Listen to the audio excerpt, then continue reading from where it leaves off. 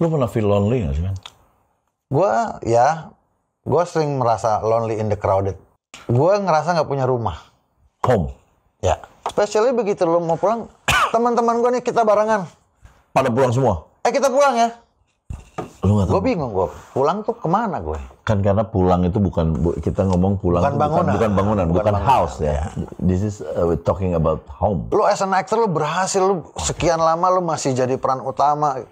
Iya. Oh iya betul, tapi juga gue ada gagal. Dan kegagalan itu buat gue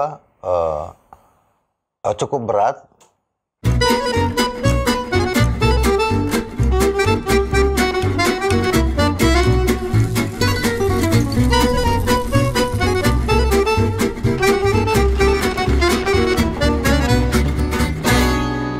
Halo, ketemu lagi sama saya Ferdi Tahir di acara All You Can Hear. Bareng sama the most actor, bad boy actor.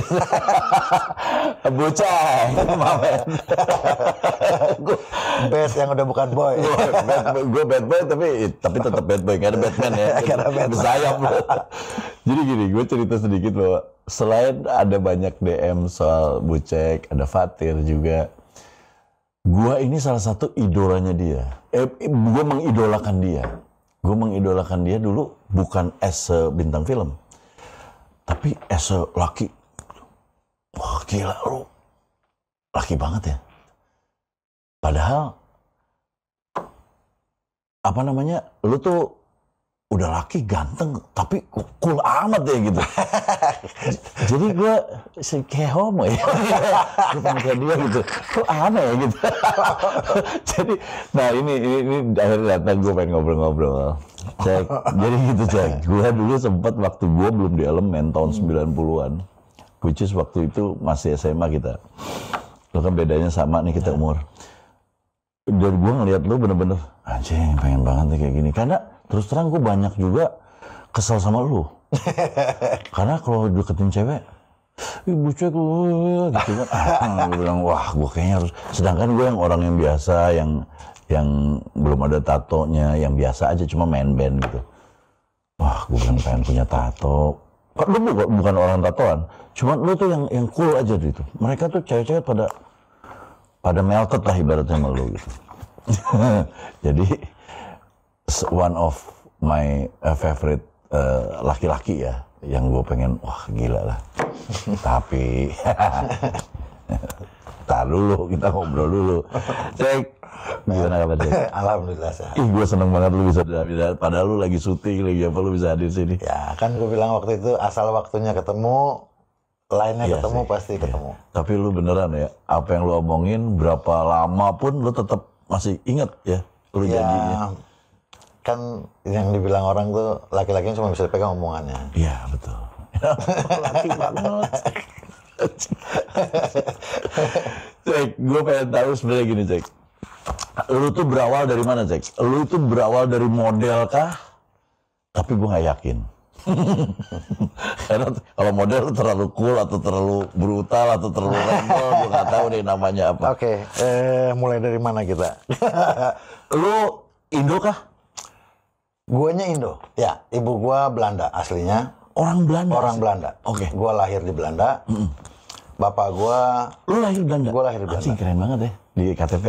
Ya, kalau di KTP orang nggak tahu itu Belanda karena kotanya namanya Groningen. Oh, Groningen. Groningen. Groningen. Dekat pantai dong. Ya, jadi gua lahirnya di kota Groningen itu. Groningen ya. Tahun 78 baru gue pindah seboyong sama bokap semua pulang ke Indonesia. Nyokap asli orang Belanda? Asli orang Belanda. Oh berarti lu yang Indo, nyokap mah orang bule? Dia mah bule. Gennya... Bule. Bener-bener bule?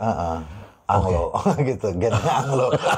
Bukan asli. Kalau kita gennya udah mix. Kalau ini Anglo ya? Anglo. Oke. 78 kita mulai tinggal di Indonesia. Terus sampai sekarang nyokap gue nggak mau pulang. Rumahnya adalah di Indonesia. Oh, jadi udah jadi warga negara Indonesia? Sudah sejak tahun 82. Nyokap jadi warga negara. Oke. Lu adalah keluarga yang mapan secara semuanya, atau yang biasa-biasa aja atau yang gimana? Kita datang dari keluarga yang alhamdulillah mapan ya, berkecukupan. Gitu. Bokap juga bisa menyelesaikan studinya sampai selesai, nyokap juga bekerja, mereka berdua. Awalnya mereka berdua itu tahun 78 pindah ke Indonesia itu membentuk sebuah perusahaan wisata. Saat itu Wisata Bahari. Jadi bokap nyokap gue ya mungkin di zaman mereka mereka memulai sebuah usaha wisata bahari di Indonesia. Karena nyokap gue instruktur diving, bokap gue operator wisatanya. Mantap. Mungkin itulah dasar kenapa gue sama Fatir itu sangat ini dengan outdoor activity, karena memang basicnya kita dari kecil ya dibawa sama orang tua kita selalu outdoor. Karena memang nyokap bokap gue penggiat kegiatan outdoor, waktu itu diving mereka. Nah, lu ikutin, kan bokap lu studi itu sampai sana. Lu adalah orang yang studi juga bukan? Enggak. Jadi ternyata kalau buah jatuh jauh dari pohonnya bisa jadi. Nah, kalau ini karena pohonnya nemuin di pinggir sungai. Jadi buah jatuh lari dia. Lari ke sungai. Jadi bokap nyokap gua akademisi. Iya, akademisi. Lu akademistik gitu. Alhamdulillah mereka dua-duanya cum laude. Nyokap gua cum laude di seni, bokap gua di hukum. Gua alhamdulillah nggak lulus sekolah. Lulusan SD. Yang lulus SD? Yang gue duduk ujian SD. SMP kelas 1 kelas 2 gue mondok. Kelas 3 karena bolos-bolos akhirnya ditanya, lu mau main apa mau sekolah? Main, gue pilih main. Dan gue ditanya sama bokap. Ntar lu nggak pernah sekolah SMP? Ya bukan nggak pernah sekolah, gue sekolah mondok dulu. Habis itu pindah ke Jakarta. Dari Tangerang. Habis itu mulailah kenal Blok M.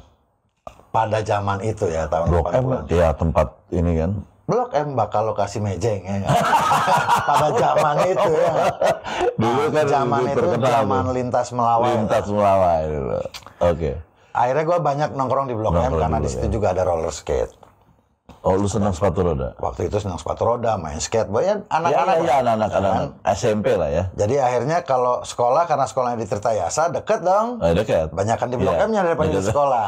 Ketahuan bukan? Yang kita nggak pikir kan ditanya sekolah. Anaknya kemana?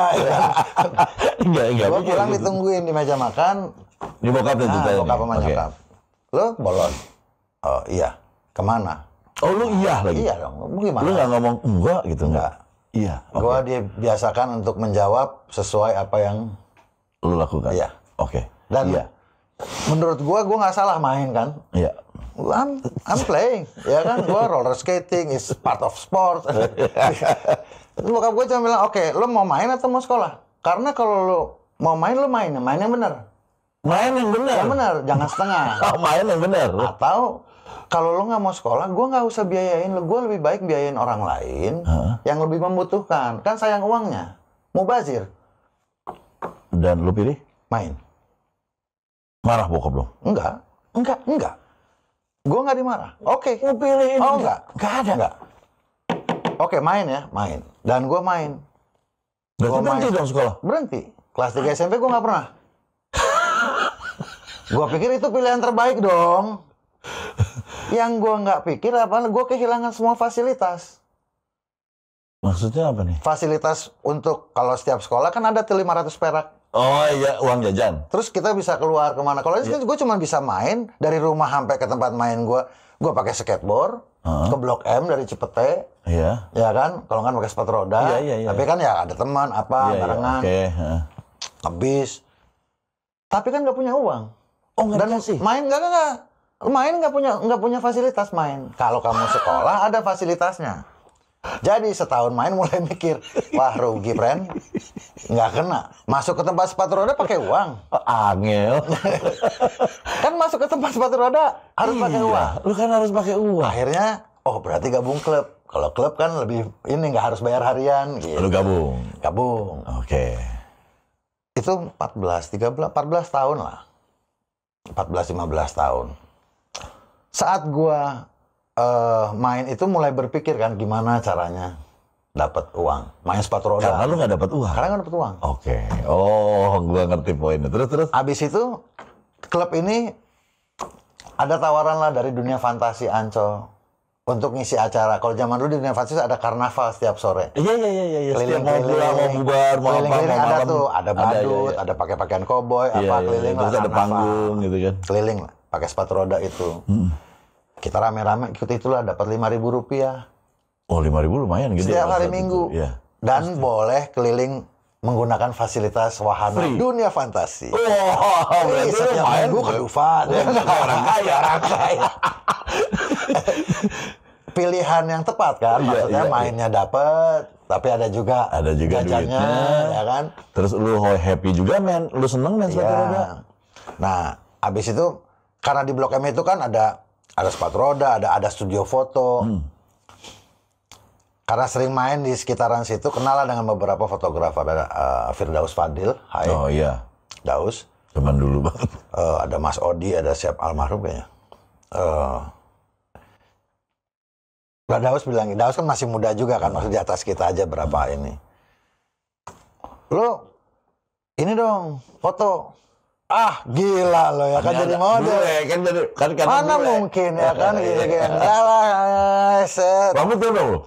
Udah panjang kan. Karena kan nggak sekolah. Makanya kan gue udah dulu rambut panjang terus. Daus lah akhirnya. Waktu itu nggak punya uang, sudah gini. Enggak. Lo pakai kaos. Tolongin gue lo pakai kaos, terus dia fotoin. Ya kan? Habis itu gue dikasih 50.000. Lu nggak ngerti nih, lu pakai kaos kasih 50.000. Padahal itu endorse. Bukan, jadi dia model. Dia ada satu rubrik apalah di majalah itu. Untuk iniin kaosnya, dia perlu model kan. Iya. Tapi dia nggak bilang gue sebagai model. Jadi bayarnya cuma lo pakai aja. Enggak, emang zaman segitulah. Ya gede lah, 50.000 maksudnya. Iya, 50.000. Orang gue beliin vodka botol gepeng kok. Iya. Bener. Masih kita Udah kayak 5 juta kalau kita dulu masih kecil. Kok gampang banget cari uang gitu kan. Habis itu Daus mungkin di rubrik itu keluar. Majalahnya pun bilang, oh Daus ajaklah dia untuk jadi covernya. Oh. Itulah, makanya terus tiba-tiba gue sempat ada di sampul majalah Hai dan beberapa majalah. Jadi bukan karena ikut cover boynya. Bukan. Karena kejadian gak sengaja itu. Karena memang ya Daus ya teman-teman lah di Blok M lah orang dia cuman di studio foto, ada yang di AW, karena gitu tuh ada Dairy Queen zaman itu. Iya. Karena kan Wendy's juga ada situ. Ada Wendy's ya kan. Nah, ya alhamdulillah kan gue mungkin karena emang tukang main, jadi kemana-mana kan gue membawa diri tuh ketemu orang A, B, grup. Kelompok A, B, C gue bisa membawa diri. Walaupun caranya beda-beda. Iya, kan ketemu sendiri-sendiri, tapi di area yang sama.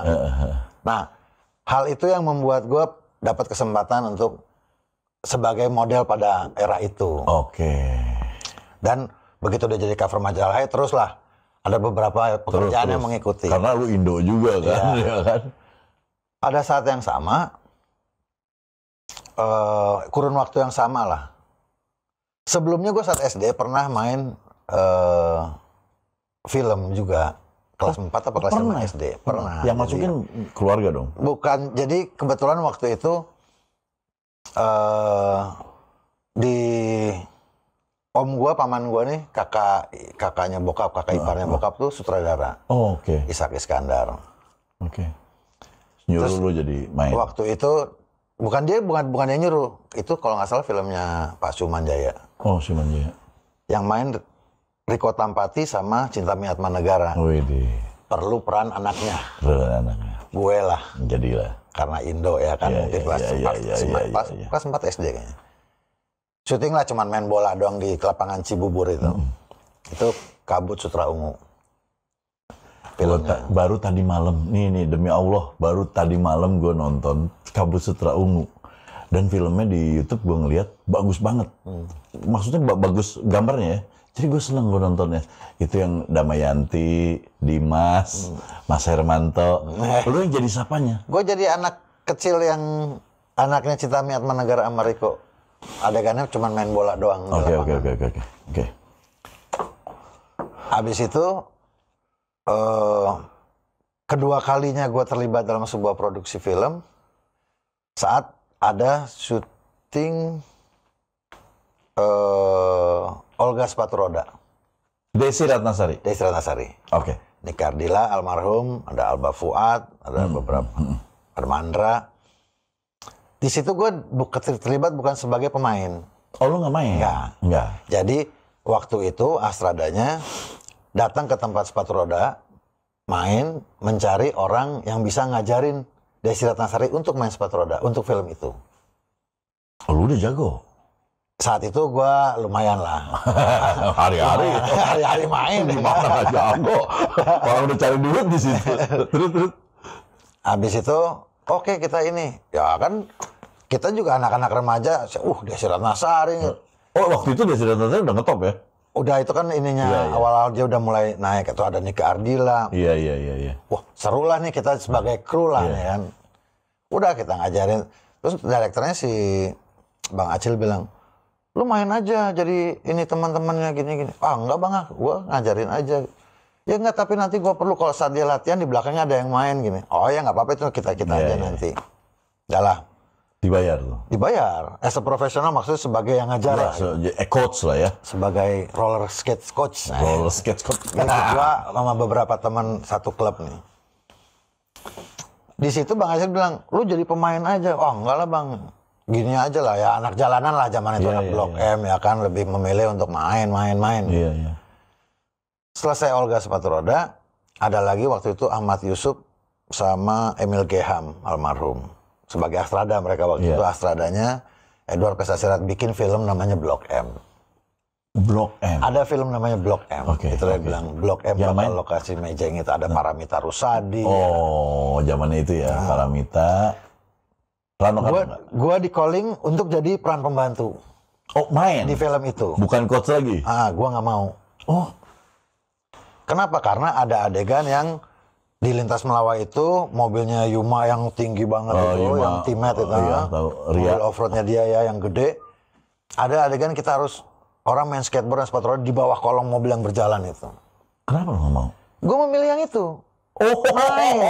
Lu mendingan yang itu? Gue nggak mau jadi peran itu. Gue yang di situ di jalanan segitu aja. Emil Geham sampai dia dendam banget sama gue. Lu kalau gue ajak jadi main kenapa nggak mau sih gini.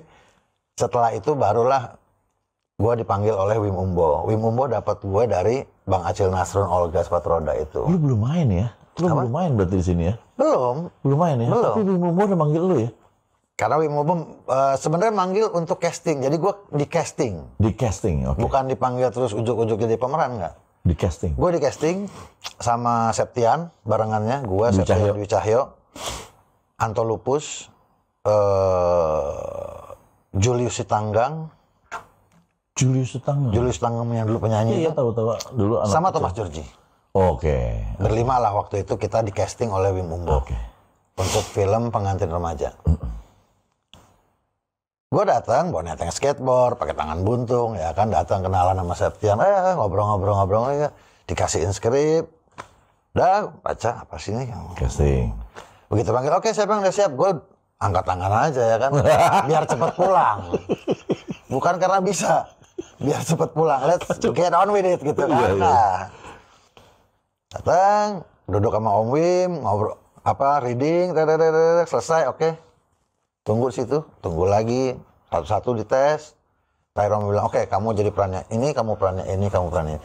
Itulah gue mendapatkan peran utama gue yang pertama. Pertama tuh, filmnya judulnya? Pengantin Remaja. Oh, Pengantin Remaja. Pengantin Remaja karyanya Wim Umbo. Ceweknya siapa? Vivi Samudro. Vivi Samudro, bener-bener. Kemana tuh Vivi Samudro ya? Lama banget enggak dengar beritanya. Iya. Oh, itu loh di Pengantin Itulah gue memulai karir lu sebagai aktor. Aktor di situ. Aktor. Nah, waktu itu gue masih sekolah kelas 1 SMA apa kelas 1 kayak. Oh, sekolah lagi akhir lu? Ya, jadi karena tadi sekolah nggak dapat ini. Jadi lu sekolah lagi? Gue sekolah lagi. Teman-teman gue masuk SMA kan, umuran gue beli ijazah ikut masuk SMA. Beli ijazah. Ya. Makanya kalau tanya lulusan apa? Lulusan SD. Iya.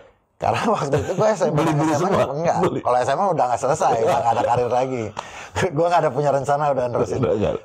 Gue nggak cocok dengan sistem belajar mengajar di Indonesia pada saat itu. Iya, pada saat itu. Jadi berbeda dengan generasi anak gue, alhamdulillah sistem belajar mengajar di Indonesia udah jauh lebih baik. Iya. Udah banyak perkembangan juga dan banyak sekolah-sekolah juga yang berbeda lah dengan Iya, benar-benar. Mungkin cara berpikir gue yang diajarkan oleh orang tua gue tidak ketemu dengan sistem pada masa itu. Pada masa itu. Ya tapi ya lu boleh sih sistemnya ya. Jadi bingung. Sebenarnya kayak bokap gue ini kan dulunya ini eranya mahasiswa angkatan 66 lah dia. Oh iya. Orang-orang yang mereform negara ini. Iya. Berarti ini juga dong, vokal juga dong. Vokal dan dia juga sempat inilah di politik Indonesia saat itu. Ikut ya di situ ya. Tapi ya akhirnya dia nggak ini, sudah bekerja aja. Oke. Wow. Lu jadi awalnya berarti Pengantin Remaja ya? Pengantin Remaja. Itu sempat booming kan film itu, Pengantin Remaja. Itu tahun 90 apa ya? 90. Iya, 90. Ya, 90-an. 90, kalau nggak 89, kalau nggak 90. 90-an kayak 90-an. Karena habis itu 91 gua udah mulai main sinetron. Waktu itu TPI. Udah ada sinetron? Tahun 91 udah ada TPI. Oke. Jadi 90-an habis film itu nggak lama industri film Indonesia flop. Ya. Lu jadi sinetron. Tahun, terus mulai ada TV. 91 ada TPI dulu, habis itu ada RCTI. Nah, gua kalau pernah lihat lagi lu ada Buana Jaka dulu. Ya itu setelah itu. Setelah itu ya. Jadi setelah gua main TPI juga sama Wim Umboh juga saudaranya, serial. Itu serial pertama gue. Serial pertama lu. Berapa episode tuh? Banyak, mungkin 30-an kayak. Nah, lu kan di situ nih yang tadinya lu rebel ataupun apa, lu punya pendapat sendiri lah. Lebih tepatnya lu punya apa yang lu mau sendiri dan diokein lagi sama bokap. Jadi punya duit banyak, men. Sendiri. Ya. Nah, itu pada saat itu lu kelola dengan apa uang lu? Apa cuman buat happy-happy aja? Apa waktu itu gue melakukan... Lu kasih bokap lu atau nyokap lu gitu? Ya, gue lakukan part gue untuk orang tua gue pakai juga buat gue. Tapi kan di usia muda gue yang akhirnya gue mulai ada pendapatan yang konstan, gue juga membuat keputusan-keputusan besar dalam hidup gue. Seperti? Menikah Menikah lu umur berapa? 20. Sama Titi? Sama Titi. Itu umur 20? Umur 20. Titi umur 25 saat itu. Wow. Tahun 94? Iya. 94 gue nikah. Ya, 94 gue menikah. 95 lahir anak-anak. Oh, 94. Berarti iya 94. Berarti ya umur 21 lah. 20 ya, mau 21. Ya kan? Oh, langsung nikah lo ya? Kan duit punya, kerjaan ada. Lu suka sama cewek? Dan ya gue merasa waktu itu ya sama Titi kan, wah cocok lah nih udah semua. Ya udah kita jalanin. Lu dapetnya diva lagi waktu itu kan? Ya waktu itu Titi DJ. Titi DJ kan? Ya waktu itu sudah jadi Titi DJ dia. Iya. Terus lu juga waktu itu lagi digandrungi anak muda pada saat itu. Itu yang gua sebel kan zaman SMA. Kalah terus. Dia menang di Indo, kalau saya kan enggak. Tapi bukan itunya sih, lebih tepat ke coolnya. Kalau kata cewek-cewek lu cool. Gue berusaha cool susah terus, Pak. Gue pelawak. Nah, terus lu nikah tuh sama Titi. Lu menjadi pasangan waktu itu, gue ingat tuh lu jalan pakai motor masalahnya. Bener ya? Iya, gila ya, gue masih ingat ya. Lu pakai motor, wah semua heboh. Gue cek nikah sama Titi. Saat berbeda nggak kehidupan lu pas nikah? Apa lu tetap sebegitunya? Apa lu tetap se-rock and roll itu? Pola pikir mungkin lu dan lain-lain. Itu yang gue merasa gue nggak pernah berubah. Lu nggak pernah berubah? Until today. Until today, oke. Lebih wiser mungkin, tapi gue nggak pernah berubah. Gue nggak tahu juga, tapi itu yang bisa lihat orang lain mungkin. Iya. Tapi kalau gue rasanya gue nggak berubah. Rasanya berubah. Mungkin juga itu yang sama Titi makanya akhirnya tidak work out, karena kan mungkin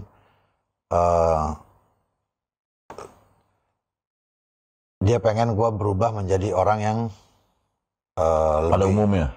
Lebih umum lah. Lebih umum. Ya kan. Kalau gue selalu berpendapat Yang penting gue lakukan semua tanggung jawab gue. Iya. Gue batasannya itu. Tapi gue tidak akan merubah diri kan gitu. Berarti lo orang yang kekeh ya Pak? Ya. Maksudnya stubborn? Oh ya, stubborn. Sangat.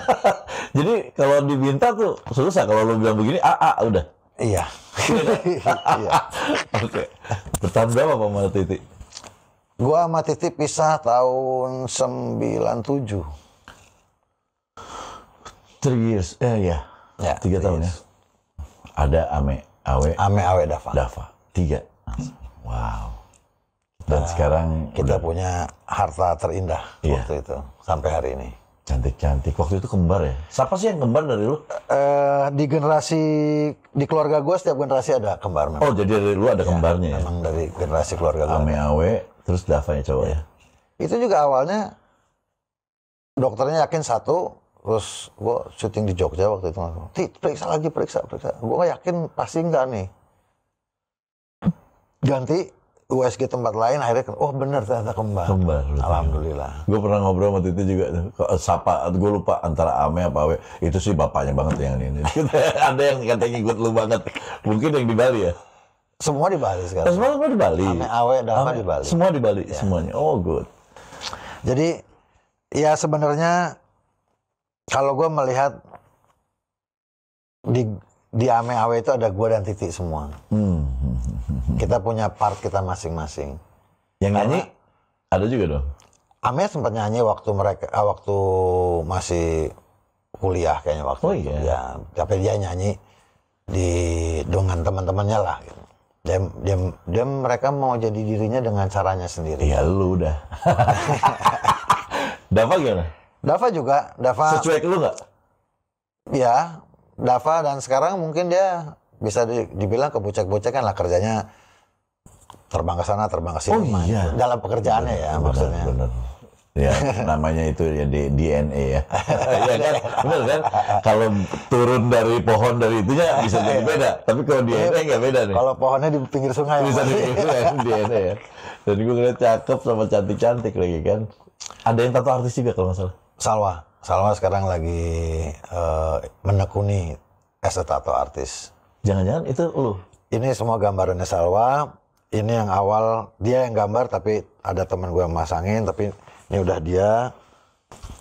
Ini anak lu yang bikin Pak? Dia awalnya dia belajar pakai pok tato. Diginin tek gitu. Yang pok pakai tangan. Iya, gue tahu.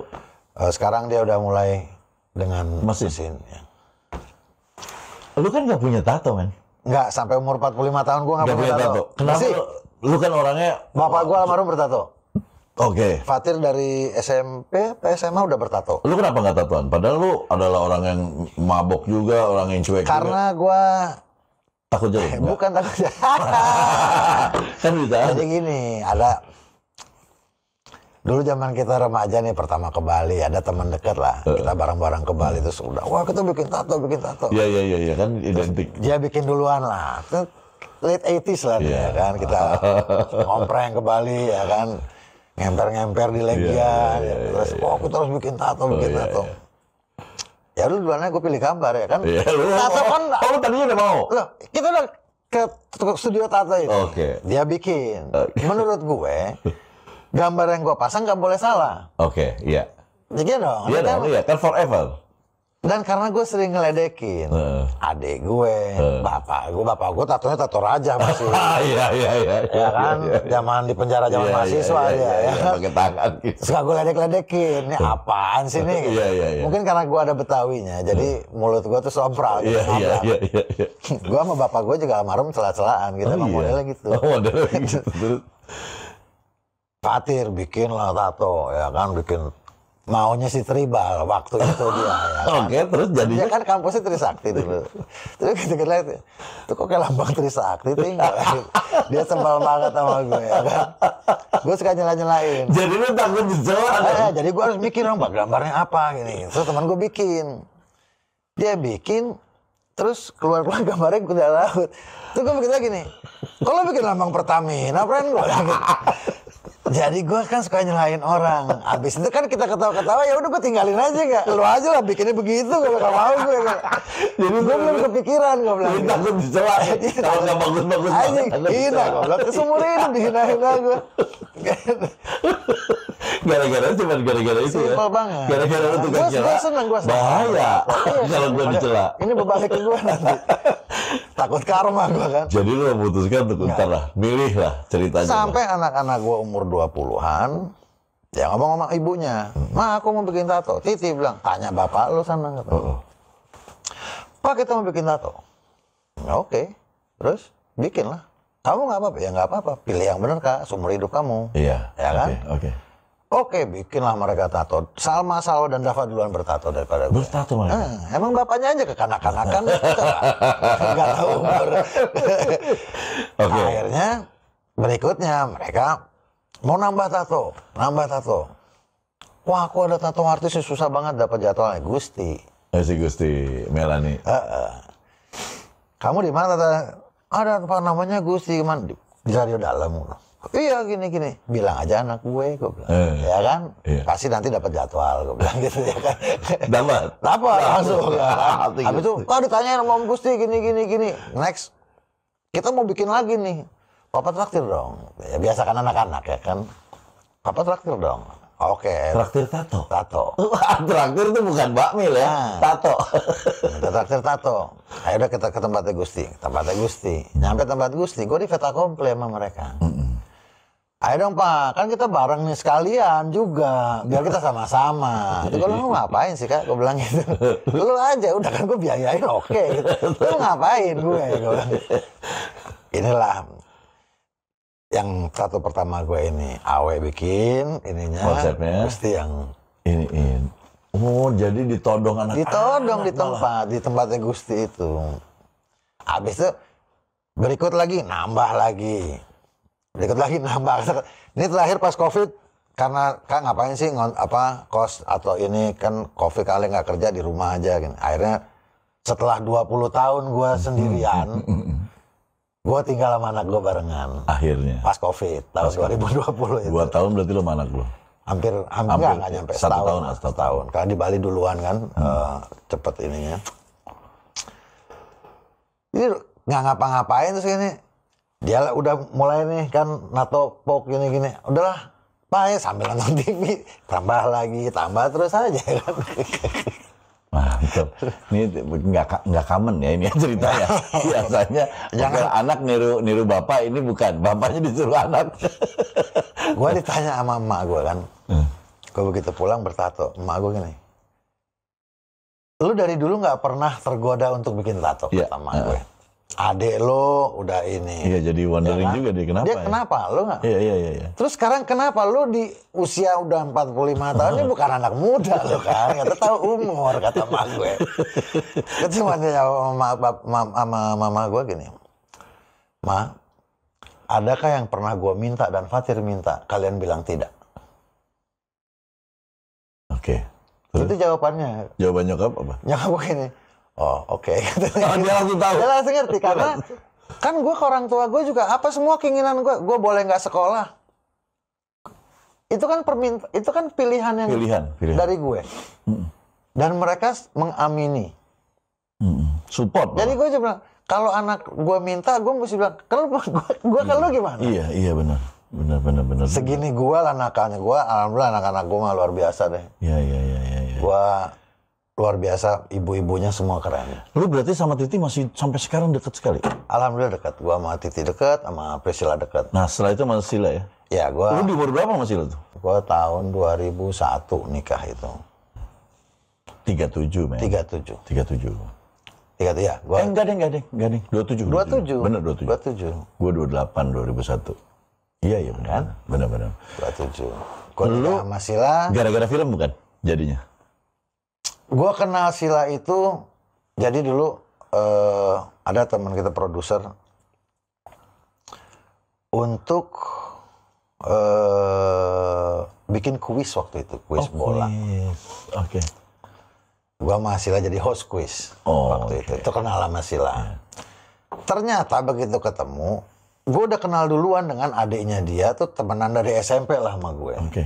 Ibunya gue udah kenal lama. Oke. Ternyata ini pokoknya temen gue, temen baik lagi gitu kan. Wah ya nyambung lah terus sampai akhirnya ketemu juga di main bareng. Oke.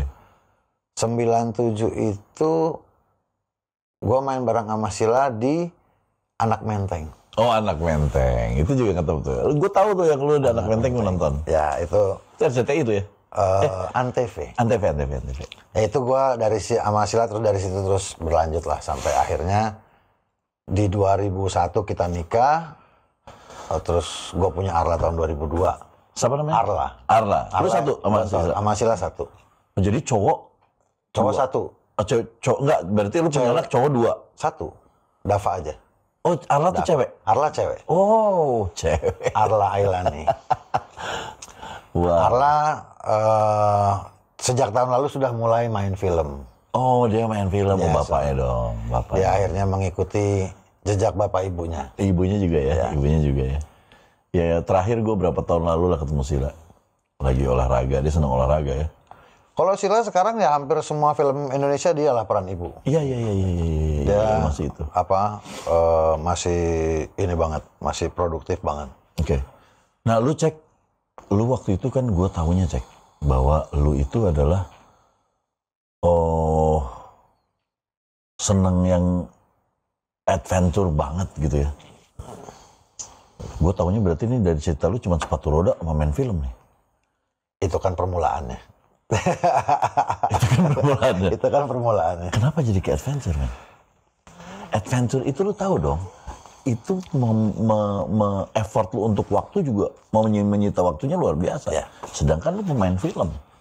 Ya. Lu ada memanage waktunya. Iya, itu. Ya diatur. Gimana tuh? Lu apa yang pertama lu lakukan?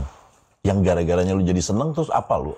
Ngerjain apa? Jadi mungkin karena gue dari kecil juga dibawa sama mama bapak gue untuk berkegiatan luar ruang dan memang gue dari kecil dibeliin sepeda pertama kali juga udah langsung main sepeda ke Bogor kemana. Tinggal di waktu itu di Tebet. Di tempat ke Bogor. Tapi ya Bantul ini benar-benar wah mantap. Ya mungkin itu jiwa explore gue memang dari kecil lah. Cuman gue juga dari kecil dibiasakan disiplin sama orang tua gue. Kayak gini, zaman kita kecil nih, kalau kita mau sekolah pasti kita bisa sakit. Anak kecil kalau bangun pagi bisa, enak badan mah. Sakit jam 8, sakit jam 8. Nah, begitu jam 9 selesai. Ya kan? Terus emak bapak gue nggak pernah bilang, oh kamu sakit? Iya, istirahat. Kita tutup pintu.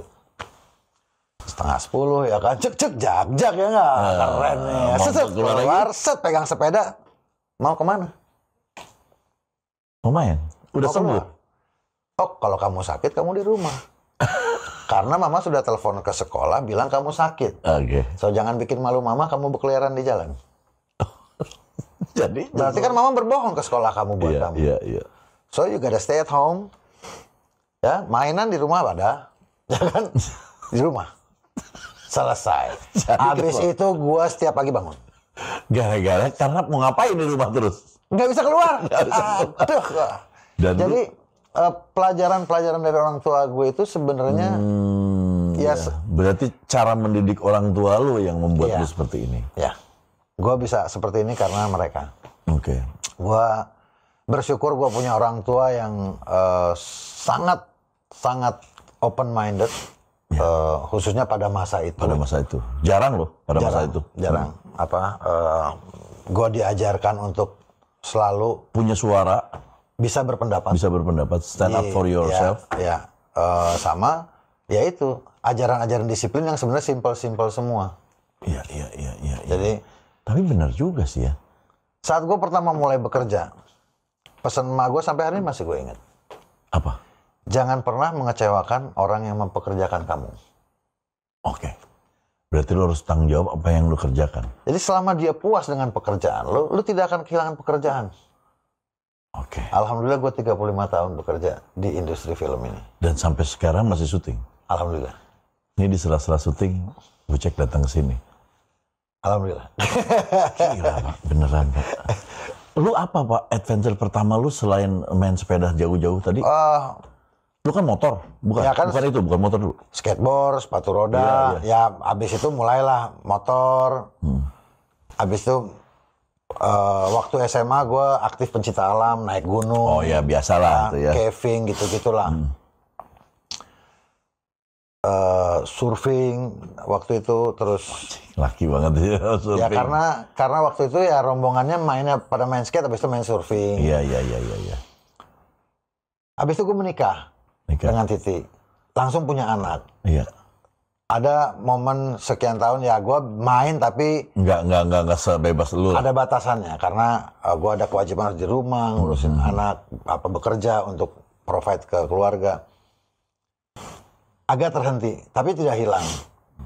Habis itu mulailah main jeep, ya kan? Off-road. Kalau waktunya nggak bisa, main yang deket-deket, ya kan? Yang penting pulang hari apa semua. Habis itu gue begitu sebelum gue bercerai sama Sila, itu kan gue sering off-road lah motoran apa. Setelah gue cerai sama Sila, tahun 2006,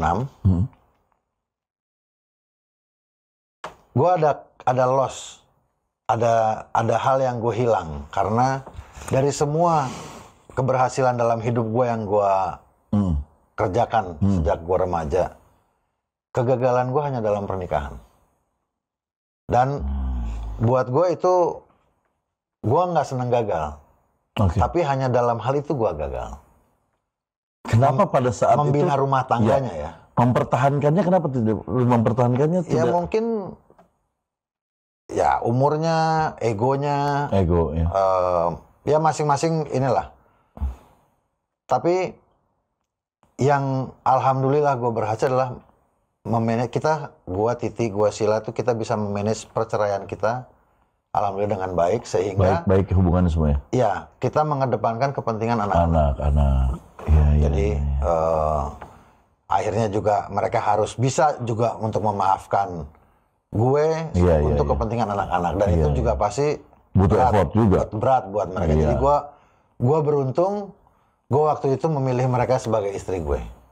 Karena kita sampai sekarang bisa berhubungan baik, kita bisa menciptakan satu keluarga yang sehat buat anak-anak. Dan anak-anak bisa tumbuh sampai akhirnya mereka sekarang udah bekerja. Berarti itu tim yang keren juga dong bertiga nih. Solid sih menurut kita. Iya kan? Kita solid. Itu intinya kan resultnya kan. Sampai umur anak-anak udah 25 ada udah beres ya. Iya. 27 sekarang sama 27. 27. Arla 20 tahun paling kecil. Paling kecil 20 tahun. Udah beres dong, udah pada gede-gede ya, men. Wow, gila, men. Dan lu juga salah satu yang gua tahu waktu itu bikin para layang nggak salah. Iya, sejak tahun 2001 gue mulai aktif main para layang. Dan nama lu lumayan kencang di para layang loh. Ya lumayan lah, 22 tahun gue berkecimpung. Di 10 tahun awal sebenarnya dari 2001 sampai 2010 itu yang gue dengan teman-teman di klub ini kita membuatlah beberapa event para layang di Indonesia yang akhirnya menjadi standar pertandingan. Dan akhirnya kita bisa jadi ada pertandingannya di Indonesia nih ya? Udah ada pertandingan kan sejak 2000 udah masuk di PON. Tapi habis itu kita mencoba membuat satu pertandingan yang kita anggap ini loh pertandingan mesti seperti ini supaya bisa menciptakan atlet-atlet kelas dunia. Oke. Lu pernah main para layang di luar nggak? Main pernah. Tapi gue nggak bertanding. Tapi main di luar di mana? Main di Malaysia pernah, di Interlaken pernah. Emang jalan-jalan. Kalau ya para layang itu kan sebenarnya lo bisa lakukan di mana aja. Lo tinggal bawa parasut, lo bisa. Ya, cuman kan orang kan kadang-kadang suka bosen, di sini mulu gue pindah gitu kan. Ya di Indonesia sendiri nggak ada habis. Nggak ada habisnya. Lo mulai dari ujung Sumatera sampai Papua. Itu sebenarnya olahraga safety apa enggak sih? Para layang ini olahraga luar ruang yang terukur sebenarnya. Jadi gini, orang kan beranggapan selalu mengatakan ini extreme sport. Gue nggak setuju. Nggak setuju. Nggak setuju gue. Karena depend on the weather, right? Para layang ini olahraga yang terukur. Jadi lu harus melihat kondisi cuaca saat itu. Nah, saat lu memutuskan untuk terbang itu lu harus bisa memutuskan, oh ini angin ini terlalu kencang atau tidak. Oh 10 kilo ke depan pembentukan awannya seperti apa. Nah, ada resiko celaka di dalam para layang, betul. Tapi di dalam silabus pendidikan para layang pun siswa tidak akan diterbangkan dalam kondisi angin yang tidak untuk dia. Jadi ada batasan kecepatan angin 0 sampai 15 km per jam untuk siswa. Terus saat tengah hari tepat di tengah hari saat thermal lagi kenceng-kencengnya, siswa biasanya tidak diterbangkan. Oke, kenapa tuh? Karena memang belum sampai di situ ilmu dia. Oke. Jadi siswa itu kita benar-benar dari jadi ada step-stepnya. Ya, ada step-stepnya. Jadi kalau sudah pilot license 1, nanti naik menjadi pilot license 2. Tapi sampai pilot license 1 itu siswa sudah dikasih tahu, ini loh kamu harus bisa baca. Kalau kondisinya gini, ini untuk kamu, ini enggak. Tapi selebihnya memang itu keputusan pilot untuk melakukan penerbangan. Tapi di setiap site di Indonesia ada senior-senior yang akan menanyakan, oh kamu kualifikasinya apa? Saya PL1 juga ya? Oh iya, saya PL1. Nanti dia bilang, oke kamu nanti ya sore hari, ini masih terlalu kencang. Jadi adalah... nggak bebas-bebas aja ya? Nggak. Men, lu dari tadi ngomong ke pas bagian paralel, lu kayaknya coach banget. Menguasai banget tuh berarti ya. Lu pernah nggak sekolah, men? Sekolah paralel ya? Lu sekolah? Nah, ini salah satu yang dulu emak gue juga bilang gini, akhirnya gue lihat lo ujian duduk katanya gitu. Oh, ada ujiannya? Ada, jadi untuk dapetin lisensi paralayang, lo harus belajar ground handling, ada juga buku dikasih, silabus ininya.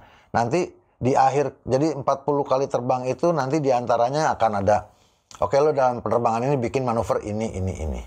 Oh dalam penerbangan sekian lo bikin ini. Nanti lo udah bisa terbang solo, dites, lo udah bikin manuver A, B, C ini udah, terakhir adalah ujian. Ujian dikasih sekian soal, hanya boleh ini salahnya cuma sekian persen. Ada ujian ini ya tertulis. Karena nanti begitu lo punya lisensi paralayang itu berlaku di seluruh dunia. Lu ada? Maksudnya lu ada habisnya nggak? Ada setiap tahun. Dan lu masih jalan terus masih? Gue sekarang udah enggak. Udah enggak sekarang? Ya karena lisensi itu kan kalau mau bertanding, gue nggak pernah bertanding juga. Jadi gue lebih cuman fun fly aja. Oh gitu. Kalau pakai fun fly doang lo nggak butuh itu? Enggak. Tapi kalau kita datang ke tempat orang, apalagi kita ini pasti tanya, kamu kualifikasi apa? Iya. Paralayang tuh harus pakai ini? Apa gimana sih paralayang? Beda nggak sama gantole? Beda alatnya. Konsep terbangnya sama. Oke. Gantole menggunakan frame. Iya. Paralayang hanya berupa parasut yang bisa dilipat. Oke. Ada lagi yang gini apa tuh, Cek? Yang pakai gini itu doang? wingsuit. Wingsuit itu untuk skydiving. Lo either lompat dari tapi pakai suit ya, pakai parasut ya? Dia pakai parasut skydiving untuk. Jadi saat dia lompat dari ketinggian karena bentuk bajunya itu dia membuat dia bisa glide. Ngelayang ya? Dia bisa glide, nanti pada ketinggian tertentu dia harus buka parasutnya untuk mendarat. Paralayang dengan skydiving adalah dua hal yang berbeda. Beda ya. Skydiving diciptakan untuk membawa orang dari langit turun ke bumi. Betul. Paralayang bisa terbang, mencari ketinggian, lalu terbang ke tempat lain, cross country, itu bisa. Lu pernah terjun payung juga nggak? Terjun payung gue pernah tandem aja. Tandem, jadi berdua? Iya, sama instruktur. Oh, berarti lu nggak takut? Tapi ya. Gue takut tinggi, makanya gue dulu mulai belajar paralayang.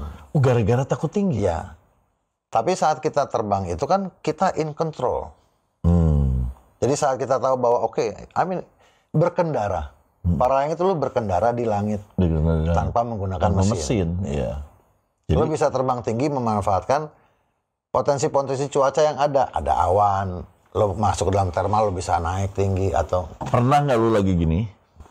Tiba-tiba yang tidak terukur, suddenly tahu-tahu aneh nih. Pernah, kolaps pernah terjadi. Dan lu sempet panik pernah nggak lu? Panik? Ya, panik pastilah maksudnya. Cuman gue pernah terbang tiba-tiba gue kolaps dan nggak bisa di cover sampai beberapa ratus meter. Sampai udah deket, tapi alhamdulillah ya kan kita jatuh bukan jatuh batu. Ya. Jadi saat payung lo kolaps, kita spin atau kita masih di udara. Masih tetap di udara. Jadi masih bisa mencoba untuk merecover. Oke. Jadi kenapa dia nggak terbang? Oh dia spin. Oke, gue harus hentikan dulu spinnya. Nah itu diajarin ya semuanya? Kalau untuk yang itu bukan di sekolah. Itu nanti ada next kursus lagi. Namanya SIV, Simulated Incident Do Fall. Itu untuk itu kursus untuk penerbang lanjut biasanya. Itu yang banget, Pak. Itu juga kita lakukan setiap tahun di Danau Toba di Tongging. Iya. Ini besok bulan Maret gue kesana ngajar. Kesana? Ya. Wow, gila nggak? Jadi lu apa aja Pak? Skateboard, Diving, gua nggak diving. Nyelam. Gua nyelam dari kecil karena ibu gue instruktur. Iya karena ada lu bahari itu ya. Iya karena ibu gue instruktur diving pada masa itu. Jadi lu diving pakai alat tuh udah biasa? Udah biasa. Ada lagi diving nggak pakai alat? Nggak bisa gue. Apa namanya? Free diving. Lu nggak. Belum. Berarti diving juga. Berarti lu sempet juga nyari-nyari kayak bangsa ke Manado tuh apa namanya? Bunaken, terus Raja Ampat kayak gitu-gitu pernah. Terbang.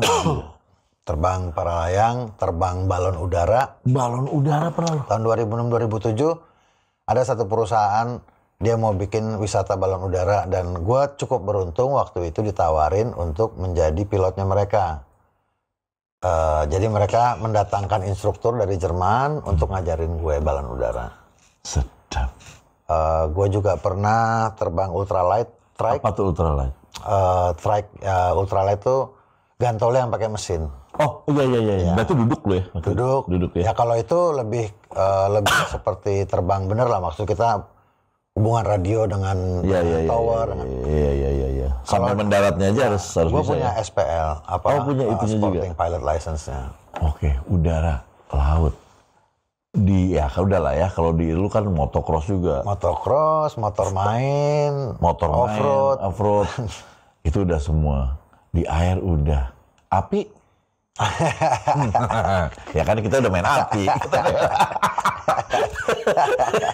Kelakuan gue udah main api nih. Itu kan kata orang-orang. Berarti ini Pak, ini tuh maksudnya ya.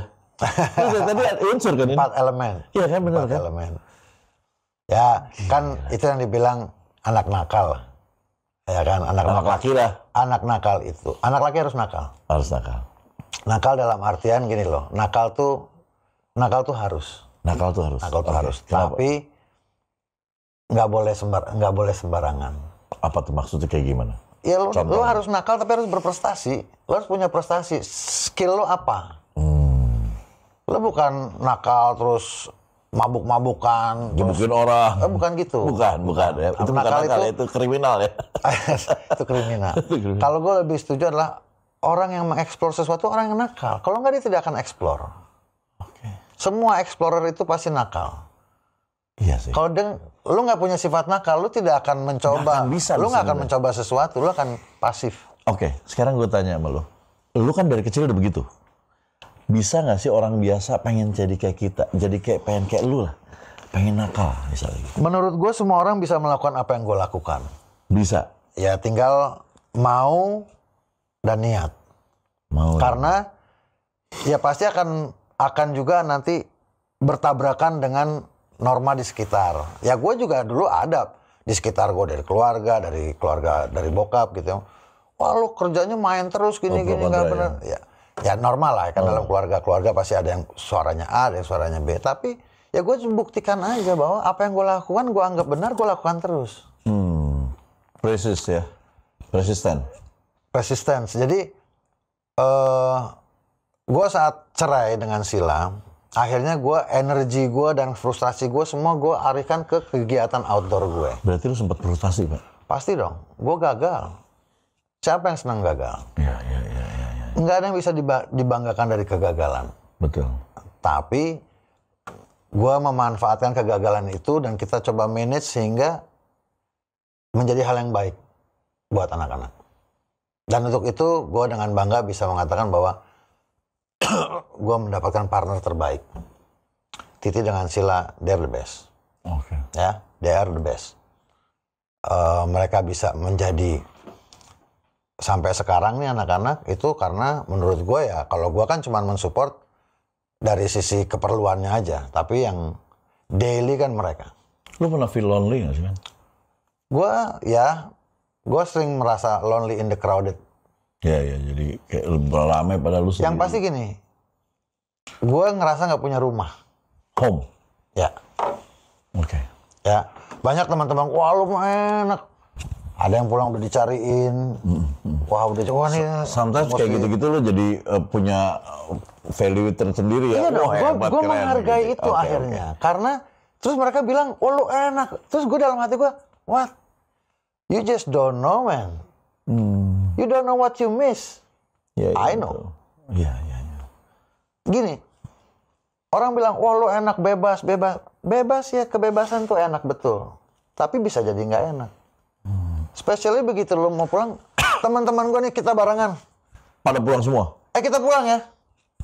Lu nggak tahu? Gue bingung, gue pulang tuh kemana gue?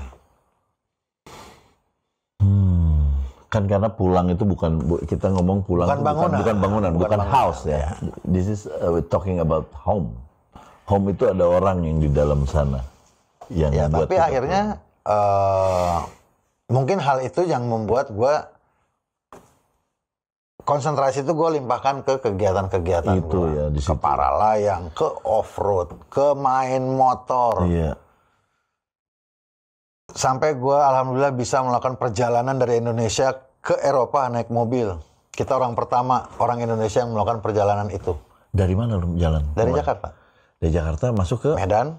Dari Medan berarti lu terus sampai ke Mekah sana? Enggak, gue lewat Cina ke Kirgistan. Jadi Medan nyebrang ke Kuala Lumpur naik Thailand, Laos, Cina. Sampai ke Eropa. Sampai Cina, baru ke Kirgistan, Kazakhstan, Uzbekistan, Turkmenistan, Iran, Turki, habis Turki, Bulgaria, sampai ke Italia. 29.000 kilometer naik mobil. Tahun 2011. Enggak, kita 4 mobil. Tapi satu mobil bertiga. Ada yang berempat. Jadi gantian lah setir. Waktu itu ya kita setiap hari nyetir, nanti malam berhenti, besok. Tapi dalam jangka waktu 4 bulan. 4 bulan berarti gila, berhentinya nggak lama-lama dong ya? Enggak, kita setiap hari bergerak. Bukan yang di sini berhenti, nanti sini bikin liputan apa, jalan lagi. Karena gue bawa tim dari Metro TV juga. Naik mobil sampai ke Eropa. Gila, Pak. Karena dulu waktu zaman kita waktu itu pakai Land Rover tua. Idenya sebenarnya simpel. One day pengen lah gue ke Eropa nih bawa nyari baut buat Land Rover tua gue waktu itu punya seri 1 kan. Ya itu kan? Bawa mobil ya? Jadi bukan ganti-ganti mobil. Bukan. Mobilnya itu terus. Bawa mobil dari Jakarta. Plat B. Lu bener sih, lu lakinya beyond lu. Laki-lakinya tuh beyond banget sih, men. Ya mungkin karena itu. Ya pada waktu itu gue duda, gue nggak ada yang istilahnya membatasi gerak gue lah. Sehingga gue lebih baik menginikan energi gue ke hal-hal seperti itu. Lu untungnya nggak ke yang mabok, nggak ke yang ini. Maksudnya bukan kita minum. Ya mabok minum lah. Maksudnya bukan yang ke situ gitu. Rekreasional. Jadi gue memilih untuk menginikan energi gue ke kegiatan-kegiatan. Ya kegiatan yang gue suka. Tapi kan itu cost, man. Ya makanya kita harus berpikir. Jadi gue sampai akhirnya bisa ke Metro TV itu prosesnya 7 tahun. Dari beride sampai akhirnya terjadi. Pulang dari situ gue beride lagi, wah gue pengen berlayar nanti nih. Gue ngomong sama Metro, bikin lagi berlayar. Nggak mau deh, maunya gini lagi, gini. Oke, nggak jalan. 9 tahun lalu kayaknya, 8 tahun lalu, teman gue datang ke rumah, lu gue denger mau berlayar, gue pengen berlayar abis ini. Kenapa? Berlayar itu berlayar apa sih? Sailing. Sailing pakai kapal layar. Iya. Nah, gue beride itu, gue akhirnya gimana caranya? Oh kita bikinlah program. Coba yuk kita jual program. Karena kan itu yang kita tahu di pekerjaan kita. Iya. Ada teman gue DOP sama director datang ke rumah. Lu gue dengar mau ini. Kita bikinlah idenya yuk. Ayo bikin sama-sama, bertiga lah kita godok. Yuk kita modalin kita bikin pilot project. Udah jadi waktu itu pilotnya. 8 tahun yang lalu nggak salah. Tawarin ke Net, tawarin ke Trans, tawarin ke Metro, ke beberapa broadcast di Indonesia. Nggak nyampe. Mereka belum melihat itu. Dan mereka masih mau bikin. Jadi nggak jadi? nggak jadi apa, wah ya udah berarti mereka belum nyampe situ, ya sudah kita udah coba tawarkan, tapi kan ya kita kemampuannya menawarkan, eksekusi kan mereka, duit mereka. Iya. Gue tutup lah, udahlah simpan, kita kerja lagi apa ngerjain yang lain sambil main para layang, sambil main off-road, sambil main aja, all the way. Iya. 2020 anak gue yang paling kecil selesai sekolah, Arla. Kewajiban gue membayar tuition selama hampir 25 tahun lah, dari Ame Awe itu sampai Arla selesai. Waktu itu awal COVID, terus gue ada kerjaan web series dari Kementerian PUPR sama dari Kementerian Dikbud, web series dapat 2 seri. Itu Juli apa Agustus 2020, saat orang semua nggak kerja, tiba-tiba gue alhamdulillah dapat kerjaan. Dapat kerjaan lu. Walaupun repot banget lah. Iya. Surat-surat prosesnya strange time lah waktu itu. Tapi gue syuting di Aceh, di Medan, di Lombok, 7 provinsi gue syuting. Di saat orang nggak bisa jalan. Nggak bisa keluar kemana-mana. Lu malah lari-lari. Di jalan-jalan kerja, alhamdulillah nih. Kenapa ya? Dapat duit lagi. Tiba-tiba, all of a sudden, gue ditelepon. Lu ditanyain nih, lu kan suka punya ide yang enggak, gini. Oh iya ada. Cobalah nih, lagi perlu nih, Mola TV. Gue bikin decknya, gue kirim tuh. Yang dulu Tapi gue rubah. Iya, lu rubah. Jadi, lu rubah. Gue telepon, director manager, gue rubah konsepnya ya, gue bilang. Kenapa? Gue mau bikin ini as a family concept deh, gue bilang gitu. Oke. Ya kan? Waktu itu ada temen juga, dia mau jual kapal layarnya. Gue hubungin dia, lu kenapa mau jual? Ya gue mau gini. Oke, lu mau jual berapa? Sekian. Boleh gue lihat nggak kapalnya? Ayo kita besok lihat. Gue lihat lah. Lu mau jual berapa? Segini. Gue tawar, boleh nggak segini? Kalau boleh segitu, hari ini gue bayar setengahnya. Karena duit gue bukain rekening, duit gue cuma segini. 30 hari gue lunasin. Terus liatin gue aja. Kalau nggak lu lunasin gimana? Buat lo aja duitnya semua. That's all I got. Iya. Jadi gue harus cari dalam 30 hari. Kalau nggak buat lo semua, berarti gue nggak boleh belayar. Karena I try to do sailing since 8 years ago. Gila deh. Iya kan? Ya gue udah diido lah. Mau gimana? Daripada setengah-setengah kita. Iya. Mau gimana? Kerjaan aktor ini kan kerjaan gak jelas. Ya kan? Iya. Mau gaya-gaya beli yacht, bangsat orang ini. Tapi gila. Tapi dapat, Pak. Dia liatin gue terus gini, oke, kalau lu 30 hari nggak lunasin, gue balikin setengahnya uang lo. Gue shake hand. Okay. He's a good man. Di hari gue pegang kunci kapal itu, di hari itu gue keluar dan gue belajar berlayar. Oh, baru belajar berlayar. Lihat YouTube, baca buku, and that's it. Oke. That was 2 years ago. Yes. 3 years ago, 2020. Karena gue udah punya kapalnya. Program yang gue mau ciptakan dulu ini jadi mungkin.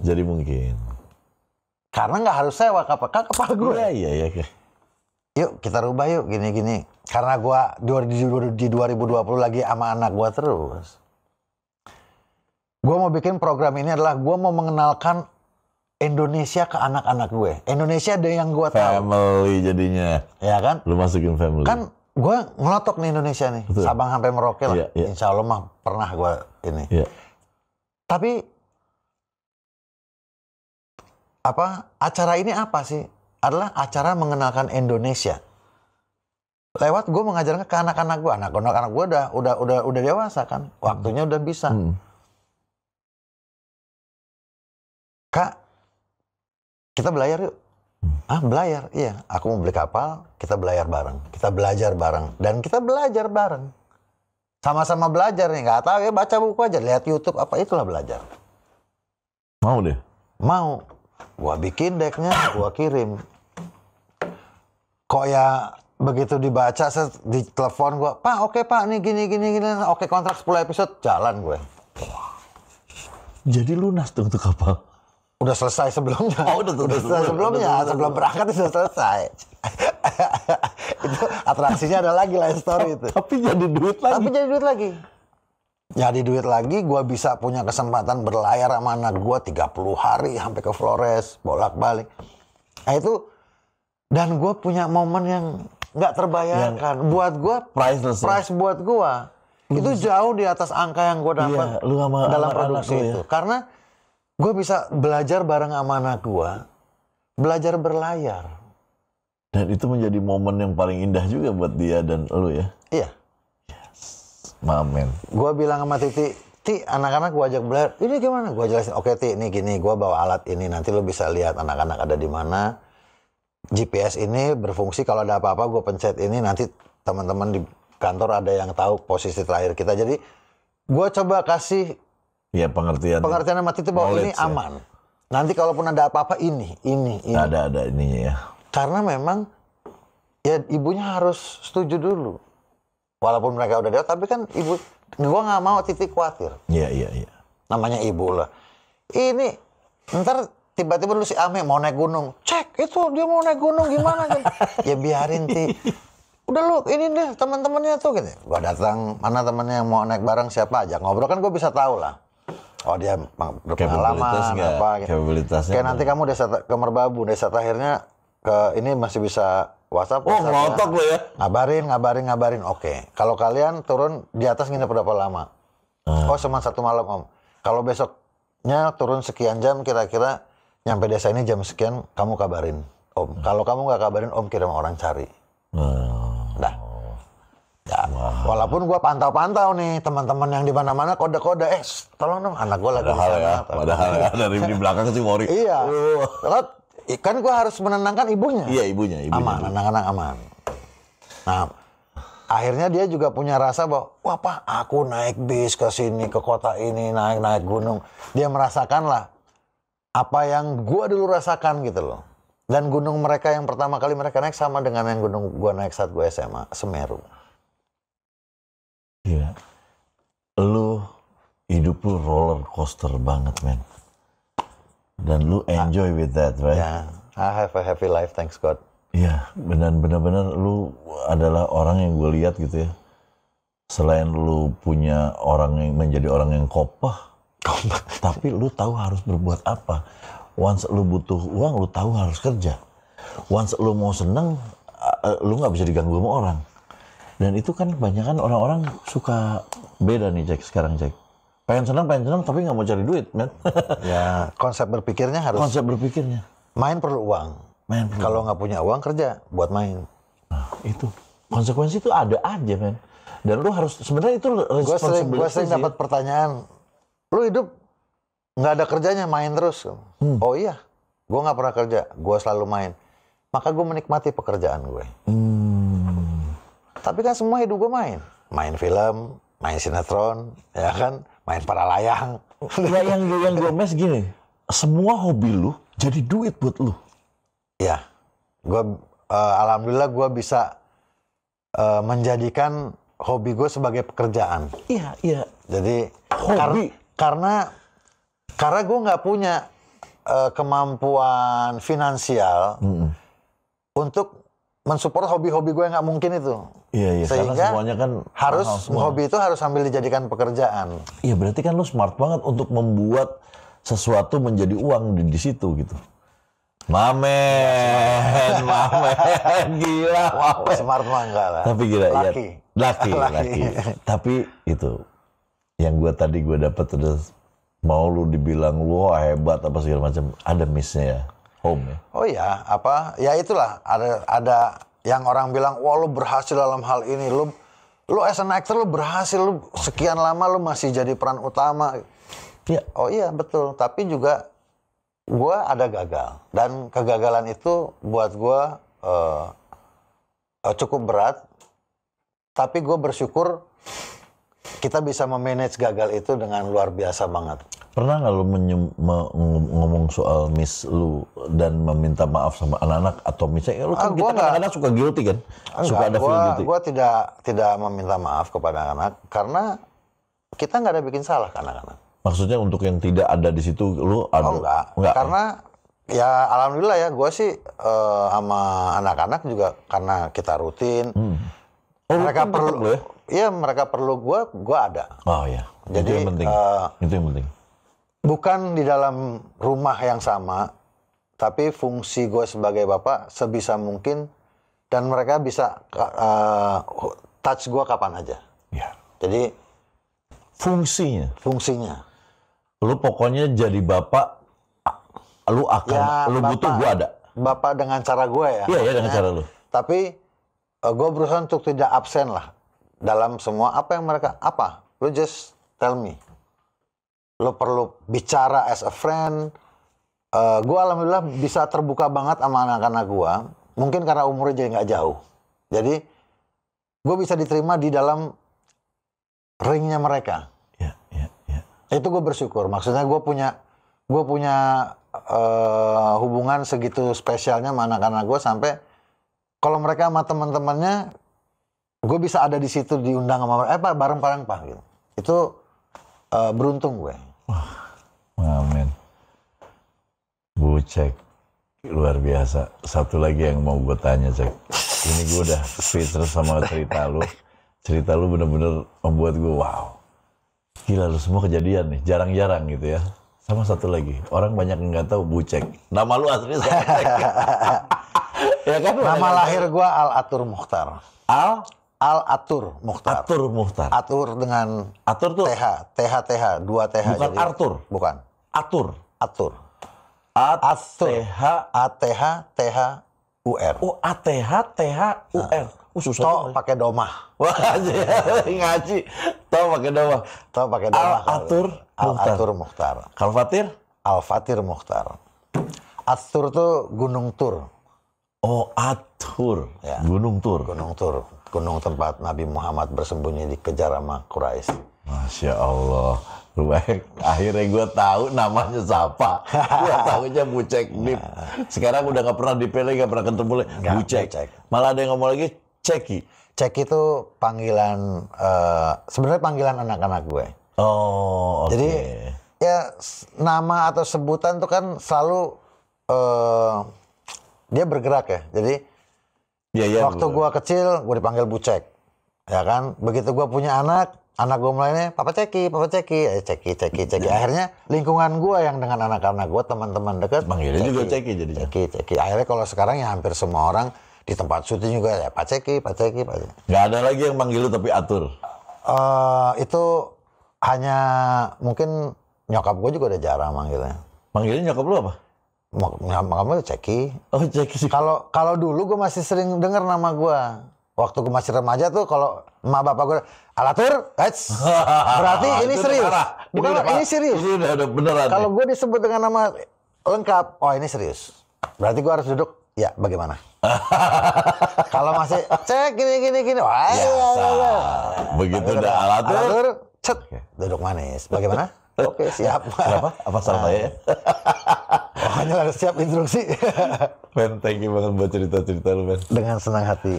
Gue amazed sama cerita-cerita lu dan ternyata benar apa yang dikatakan orang bahwa lu adventurer, benar. Dan lu juga menceritakan adventure alam gaib. Iya, gila sih. Semua segmen gitu, semua alam disingkat sama dia. Dan ya, kita hidup harus mencoba hal yang baru, at least once. At least once. Yeah. Jadi supaya hidup, kadang-kadang kan orang yang punya ini 9 to 5, mungkin dia bekerja, mungkin yang lain hal.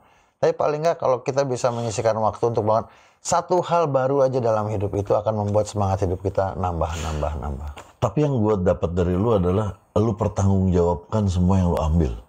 Yes. Gila sih, man. Segitu orang mencibir, wah ini bandel nih. Lu terus aja jalan. Ya kan itu pandangan orang. Orang kan bebas menilai kita apa aja. Kita nggak berkewajiban harus menjelaskan juga. Enggak ada. Betul, apa maksud gini? Orang boleh bilang gue A, B, C, D, E, F, G, H, I, J, terserah. Tapi orang yang kenal gue, yang tahu. Dia tahu lu. Ya udah. Gini, ini salah satu ya, kunci kenapa gue santai banget. Nah, oke. Dulu saat kita memilih untuk bekerja sebagai aktor, itu ada yang hilang di kita kan? Betul. Kita dimiliki oleh publik. kita akan dinilai, kita akan dijudge. Kita harus tahu itu ya? Ya harus. Semua yang bekerja di industri ini, ya, industri film, musik dan lain sebagainya. Saat lo sudah menjadi bagian dari publik, maka akan ada hal yang hilang, yaitu privacy lo. Deal with it. Karena it happening. Dan nggak bisa hilang? Nggak bisa hilang. Sampai kapanpun? Kalau lo tidak siap dengan itu, jangan masuk di pekerjaan ini. Itu pesan ya? dari Om Bucek. Tapi kita masih bisa tetap jadi diri kita sendiri kok. Iya. Kenapa gue bisa relax? Gue masih tidur ngemper di pinggir Indomaret sampai hari ini. Masih pernah? Loh, gue sepedahan dari Aceh ke Medan sama teman-teman gue, tidur di pom bensin, tidur. Kita jangan di hotel ya. Nggak takut malu. Apa yang kita malu? Ini nih gila nih. Apa yang kita malu dengan kita tidur menikmati hal yang kita suka? Apakah gue rampas hak orang? Enggak. Gue tidak mencuri? Gue ditanya sama pegawai Indomaret, Bang, kenapa tidur di sini? Terus gue bilang gini, karena enak, bangun tidur kamar mandi ada, makanan lah, pilih. Berarti lu is very logic, man. Iya dong. Kenapa orang bilang, kok lu enak banget sih bisa? Karena gue tidak punya pikiran itu, gue tidak punya, gue gengsi apa yang mau gue gengsiin? Gue bekerja as an actor, yes. Tapi I'm just a human being. Dari gue belum jadi aktor, gue ya bucek aja. Dari gue remaja, gue senangnya main ya gue main aja. Apa yang gue main, berkembang lah sampai hari ini. Berkembang. Iya. Tapi kalau kita ada keterbatasan, nanti dia omongin, nanti lu kalau nggak pakai sendal jepit, lu harus pakai. Pekerjaan kita as an actor or as a musician atau apapun, itu adalah pekerjaan. Sama seperti orang kerja di bank, sama seperti kerja di pegawai negeri sipil. That just a job. Tapi lu sebagai manusianya itu siapa? Kalau lu emang senangnya outdoor, ya mainlah di outdoor. Kalau lu emang senang yang rumahan, lu senangnya yang bawa keluarga, udah, be yourself. aja, nggak jadi masalah juga. Jangan merasa lu, karena gue malu, gue nggak punya. Gini loh, ini hidup normal. Ini bukan Hollywood. Iya. Yang ada royalti apa nggak ada, kita masih jauh step dari itu. Makanya untuk orang-orang yang mau jadi bintang film kah, bintang iklan kah atau apa, lu akan ada hal yang lu hilang, yaitu privacy lu akan dinilai orang. Kalau lu bisa mengatasi itu, ya insya Allah lu nggak akan terganggu, lu tidak punya stres, lu tidak perlu lari ke yang lain-lain yang nggak perlu. Ya, itu benar banget. Sama tadi jaga, gue ngelihat dari lu benar. Jangan jadi orang yang menyedihkan. Menyedihkan itu adalah orang yang selalu memikirkan pendapat orang lain tentang kita. Itu adalah orang yang menyedihkan. Dan Bucek sama sekali tidak ada menyedihkannya. Orang dia mau bodo amat. Kalau kita diomongin orang ya alhamdulillah. Masih diinget. Berarti masih diperhatiin. Masih di depan. Iya kan. Diomongin kan di depan. Thank you, man. Thank you banget. Sukses selalu, sehat selalu. Thank you banget. Oke teman-teman, thank you yang udah minta Bucek udah ada, dan thank you yang udah stay terus sampai akhir. Jangan lupa subscribe, like, comment, apa sih namanya, notifikasinya. Pokoknya thank you banget. Oke, bye.